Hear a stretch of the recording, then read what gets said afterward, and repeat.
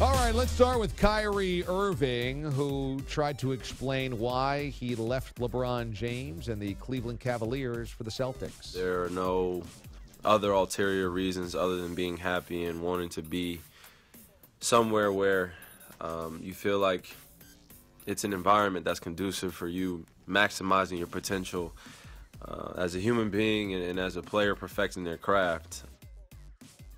Yeah, I'm not quite certain I trust Kyrie Irving when he says there's nothing else that's up here. Number one, if LeBron leaves next summer, Kyrie would have had the organization to himself. Okay? He would have been able to be the big fish. He would have been able to be the alpha male. And if that's what he wanted, that was going to be a pretty perfect place to do so. Also, you could say, well, look, he got himself to a contender, and that's true. But what happens if he was traded to the Phoenix Suns? What happens if he was traded to the Sacramento Kings? He didn't have control over where he's going to be traded. He just says, I want to be traded. And one of those places was the Knicks. So I don't trust that this was about winning. I don't trust that this was about wanting to go to a championship team. And if Kyrie Irving wants to be the man, it's going to be kind of hard to be the man in Boston because you've got other good players like Gordon Hayward right next to you. And Jason Tatum might become the man. So is he suddenly going to become upset and depressed again? There had to have been something that happened with LeBron. It just can't be personal happiness because he wasn't talking to teammates during the NBA Finals. So if that is going to be the backdrop on this, I don't think Kyrie Irving is being honest. I don't think he's being honest at all.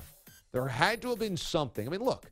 How immature is it that you are going to lock yourself in a glass case of emotion during the NBA Finals and not talk to your teammates for days on end or during the playoffs? What are you doing? It doesn't matter if you have friction with one player, friction with the front office, you're unhappy personally, whatever it is, you still have a responsibility as the second best player on that team to engage at work in the common cause of winning a title. And teams that don't talk to one another will not win a title.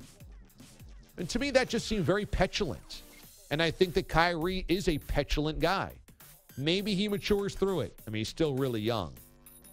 But you can't convince me. Kyrie is not telling the whole truth there.